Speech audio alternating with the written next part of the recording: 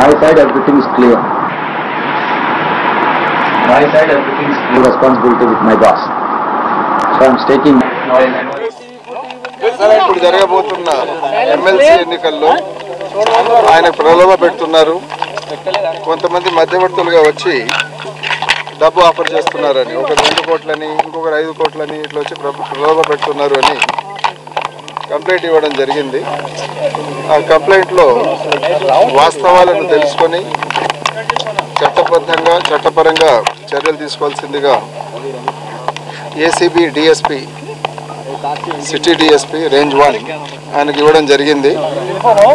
ఆయన ప్రాథమికంగా విచారణ జరిపిన తర్వాత సాక్ష్యాలు ఉన్నాయి అని కొంతవరకు ప్రాథమికంగా నిర్ధారించుకున్న తర్వాత ఈరోజు దానిపైన కేసు రిజిస్టర్ చేసుకోవడం, దాని తర్వాత దీంట్లో ఫర్దర్గా ప్రొసీడ్ అయినప్పుడు ఎమ్మెల్యే శ్రీ ఎల్వి స్టీఫెన్సన్ గారికి డబ్బులు ఇవ్వడానికి ఎమ్మెల్యే శ్రీ రేవంత్ రెడ్డి గారు ఇంకా ముగ్గురు సహాయంతో రావడం జరిగింది. ఆ ముగ్గురులో ఒకతను ఆ సందర్భంలో రాలేదు, ఇంకా ఇద్దరైతే వచ్చారు. వాళ్ళు ఒకటేమో రేవంత్ రెడ్డి గారు, బిషప్ సెబాస్టియన్ హ్యారీ, మూడవది ఉదయ్ సింహ. ఈ ముగ్గురు వ్యక్తులు డబ్బు తీసుకుని వచ్చి ఇచ్చిన సందర్భంలో సాక్ష్యాలతో సహా ఆ కేసు టేకప్ చేయడం, నిందితులను అదుపులో తీసుకొని ఇంటరాగేట్ చేయడం జరిగింది. క్వశ్చనింగ్ ప్రక్రియ అనేది ఇంకా జరుగుతుంది. ఇది పూర్తయిన తర్వాత తదుపరి చట్టపరమైన చర్యలు తీసుకోవడం జరుగుతుంది. ప్రాథమికంగా కేసు అన్నది prevention of corruption act 1988 section 12 కింద, అంటే లంచం ఇవ్వజూపడం, ప్రలోభ పెట్టడం ఈ చట్టం కింద వస్తుంది. ఈ సెక్షన్ కింద దానికి సంబంధించి చర్య తీసుకోవడం, దాంతోపాటు ఐపీసీకి సంబంధించిన 2 సెక్షన్స్ ఉన్నాయి. Entering into criminal conspiracy section 120B, అలాగే కామన్ ఇంటెన్షన్, అందరూ కూడా ఒక సాధారణమైన ఉద్దేశంతో కూడబలుకొని వచ్చి చేయడం అన్నది సెక్షన్ 34 ఐపీసీ. వాటి కింద కేసు నమోదు చేయడం జరిగింది. సాక్ష్యాలు లభించాయి కాబట్టి ఇన్వెస్టిగేషన్లో ప్రథమ ఘట్టం ఇప్పుడు కేసు రిజిస్టర్ అయిన తర్వాత ఇంటరాగేషన్ పూర్తి చేయడం ఉన్నది. అదైన తర్వాత చట్టపరంగా అరెస్ట్ చేయడం, ఏసీబీ జడ్జి ముందు ప్రొడ్యూస్ చేయడం జరుగుతుంది. మొత్తం 4 అక్యూజ్డ్ బై నేమ్ ఈ ఎఫ్ఐఆర్ లో వచ్చారు. వాళ్ళలో 3 ఇప్పుడు అరెస్ట్ చేయడం జరుగుతుంది.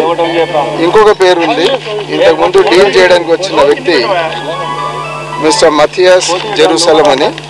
అతను ఇప్పుడైతే మా కస్టడీలో లేడు. ఇన్వెస్టిగేషన్ చేసే క్రమంలో సాక్ష్యాలు ఎలా వస్తాయో దాని ఆధారంగా అతని పైన కూడా యాక్షన్ తీసుకోవడం.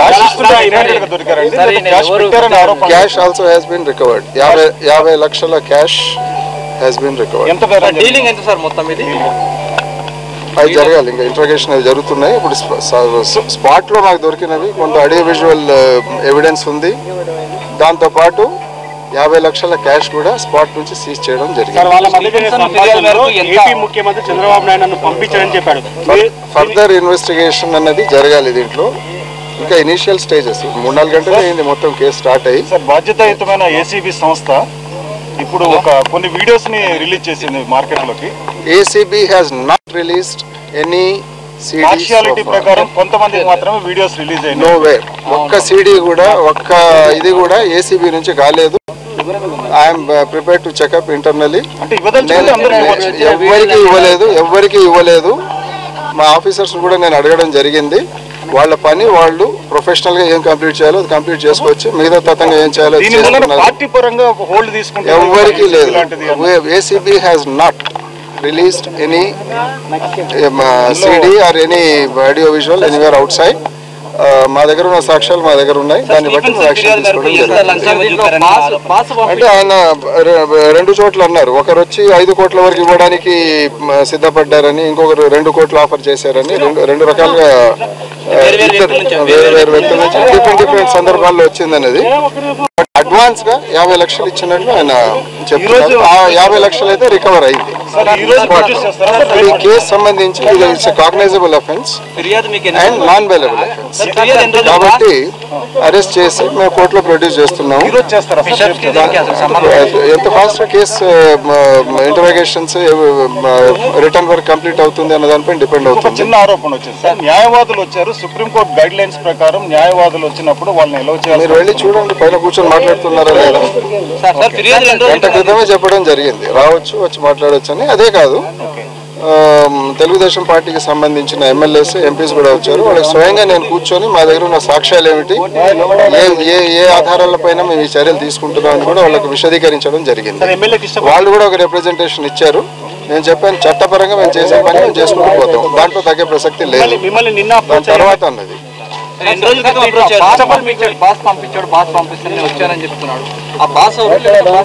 ఇన్వెస్టిగేషన్ జరగనివ్వండి. 2 రోజుల నుంచి జరుగుతుంది. బట్ ఈ రోజు కొన్ని కీలకమైన ఆధారాలు లభించడం జరిగింది.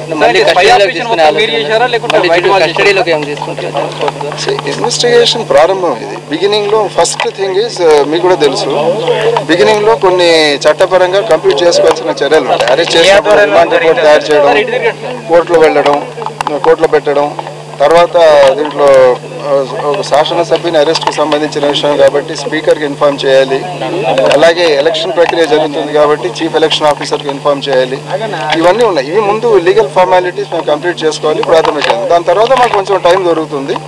Then we'll get into full details of investigation.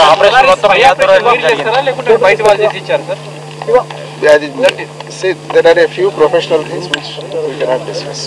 ఏసీబీకి సంబంధించి మాకు సాక్ష్యాలు దొరికాయా లేదా అన్నది చాలా ఇంపార్టెంట్. సాక్ష్యాలు అయితే దొరికాయి. ఒక ఆరోపణ వాళ్ళు చేస్తున్నారు, కృష్ణపర్య తమను అప్రోచ్ అయ్యాడు, నేను రావడానికి సిద్ధంగా ఉన్నానని చెప్పి టీడీపీ అది నాకు తెలియదు. మాకు వచ్చిన ఆయన రాతపూర్వకంగా ఆయన ఇచ్చిన కంప్లైంట్ ఉంది మా దగ్గర. దానిపైన ప్రిలిమినరీ ఎంక్వైరీ స్టార్ట్ అయింది. ప్రిలిమినరీ ఎంక్వైరీ స్టార్ట్ అయినప్పుడు డిఎస్పీ ఎవరైతే అది కండక్ట్ చేశారో ఆయన స్పష్టంగా చెప్పాడు ప్రాథమిక ఆధారాలు ఉన్నాయి.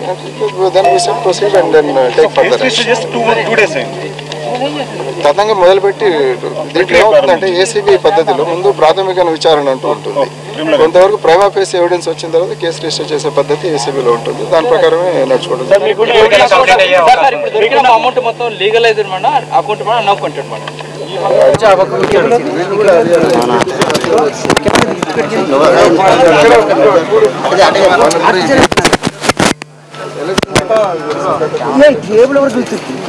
Expenditure observers, election commission, election officer of the state వాళ్ళ ఆధ్వర్యంలో కొంతమంది నియమింపబడతారు. వాళ్ళకు మా దగ్గర ఉన్న ఆధారాలు రికార్డ్స్ ఇవ్వడం జరుగుతుంది. దాని తర్వాత ఎక్స్పెండిచర్కి సంబంధించి ఎక్కడి నుంచి వచ్చింది, legal illegal all those income tax department. Sir ఈ ఎమ్మెల్సీ ఎలక్షన్స్ అందరూ చేయాలని ఎమ్మెల్సీ ఎలక్షన్స్ చెప్పండి మీరు రికమెండ్ చేస్తారా? మా దృష్టికి ఒక సంఘటన వచ్చింది. ప్రొఫెషనల్ గా డీల్ చేయడం, వృత్తిపరంగా సాక్ష్యాలను తీసుకుని కోర్టు ముందు పెట్టడం, స్పీకర్ తర్వాత చీఫ్ ఎలక్షన్ ఆఫీసర్ నివేదించడం, ఇంతవరకు మా పాత్ర.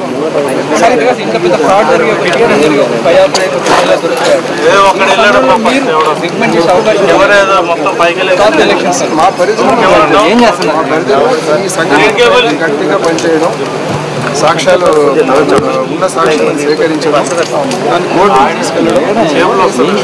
సార్ ఇప్పుడు ఈ ఎమ్మెల్సీ ఎలక్షన్స్ బయటపడింది, ఇంకెవరిని ప్రత్యేక నిఘాలు పెట్టారు? ఇచ్చే సమాచారం మాట్లాడతారు.